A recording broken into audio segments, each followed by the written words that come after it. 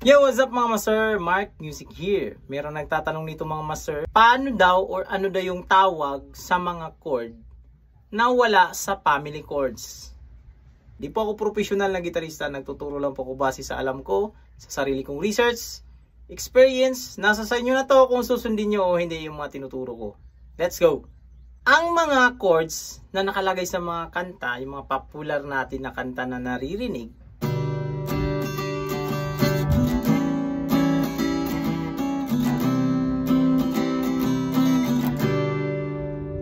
yan.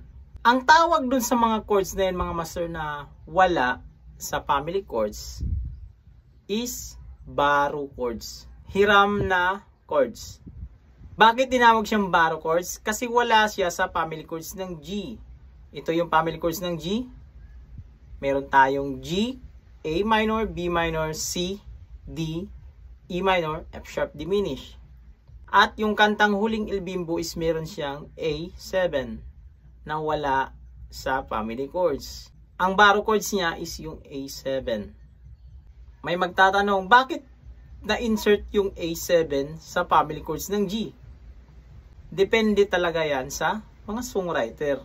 Kung paano nila i-babaga yung boses nila. Kailangan kasi nito ng D flat na note.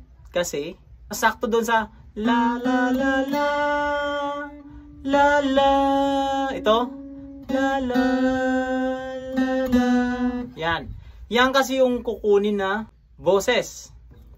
Pag sa A minor kasi is hindi masasapol yung D flat, kasi pag E minor meron tayong A, C at E, so walang D flat.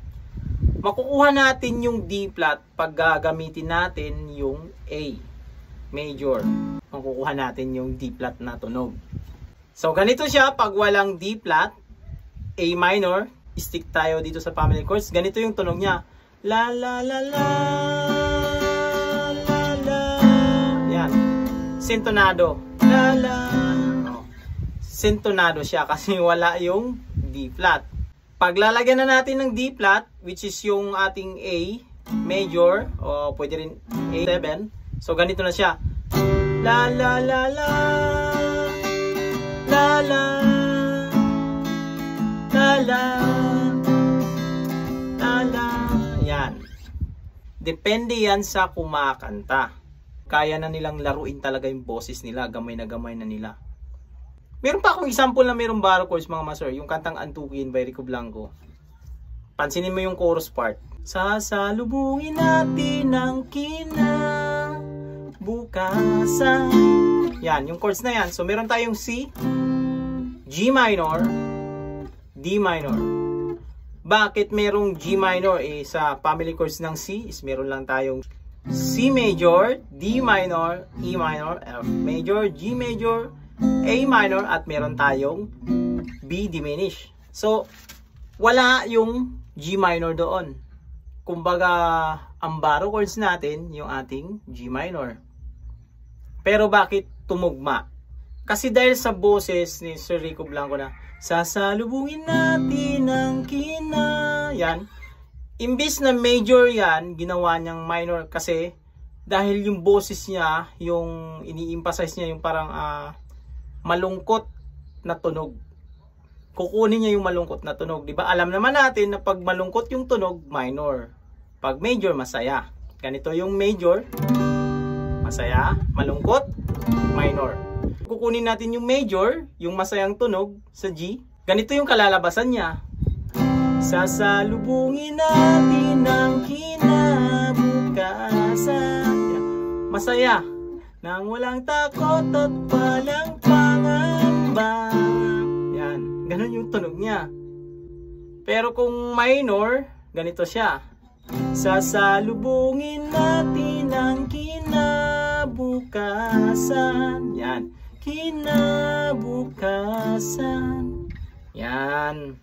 Pero tandaan, yung gumagamit ng mga baro chords is nagdidepende yan sa mga songwriter. Kung paano nila isasakto yung boses nila. Remember mga master sa mga songwriter yan, depende yan. Sa majority talaga mga master is kung standard yung basehan natin, is yan talaga yung ating family chords. Pag wala dyan sa family chords na binanggit, dyan wala sa family chords, siya ang tinatawag na baroque chords. Kaya hindi nangangahulugan na kailangan pagkakanta tayo may mga baroque chords. Hindi. Depende yan talaga sa mga singer. Kaya nagkakaroon ng baroque chords. Wala rin namang problema kahit walang baroque chords. Kasi in majority, marami ang naka-stick lang dito sa ating family chords. Yun siya mga master. Madidetermine mo yan mga master pag malawak na yung kaalaman mo sa music at matalas na yung pandinig mo. Ngayon, pag nag-start ka pa lang, hindi mo pa talaga siya ma-identify ng gusto, yung mga baroque chords. Pero, from time to time na inaaral mo yung mga family chords, yan, inaaral mo talaga yan, araw-araw yan yung daily routine mo, madidetermine mo na may nagbago sa chord progression. So, malalaman mo na agad na mayroong baroque chords dito sa chord progression ng isang kanta. Yun siya mga master. So hanggang dito lang sa video natin na ito mga master. Sana na-explain ko na maayos mga master at naintindihan nyo yung tinatawag na mga baroque chords. So this is Mark Music. God bless you all. Peace out.